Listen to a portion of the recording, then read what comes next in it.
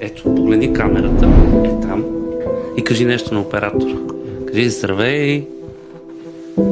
Хайде. Искаш ли да помахаме на камерата?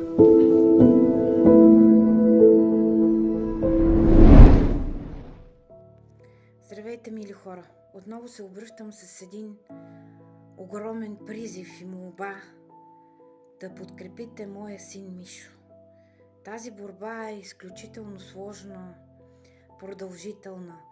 Терапията при доктор Вело дава резултат, но трябва да е постоянна.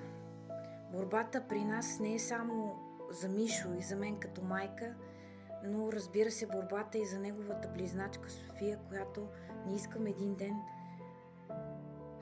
вместо да живее живота си, да се бори и за Мишо. Тази борба е изцяло моя, но е много трудна.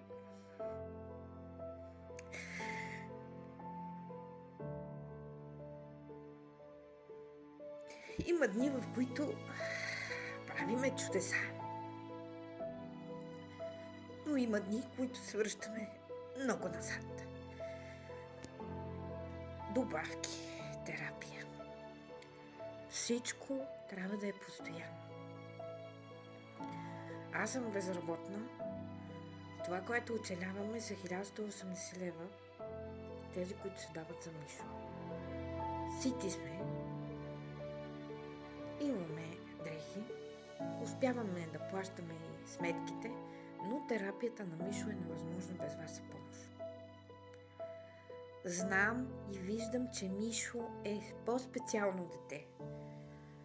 Виждам постиженията му, които прави при ерготерапевката, при логопедката. Тази борба не остава сама. Мишо дава резултати. Но всичко, което трябва да се направи, е свързано с много пари, много средства. Знам, че всичко вече е поскъпнало, живота е много сложен, но ви моля, кой с колкото може да ни подкрепи. Всяко едно дарение, всяко неизпито кафе,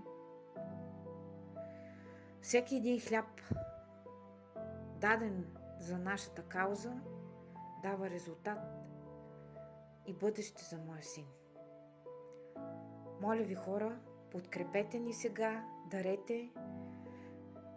На 10 февруари трябва да сме в клиниката на доктор Вел и да започнем следващата терапия. Помощта на дарители за Мишо са набавени всички хранителни добавки, които са му нужни за лечението, а Цветелина се надява на добротата на хората, които отново да й помогнат да отгледа Мишо като нормално дете.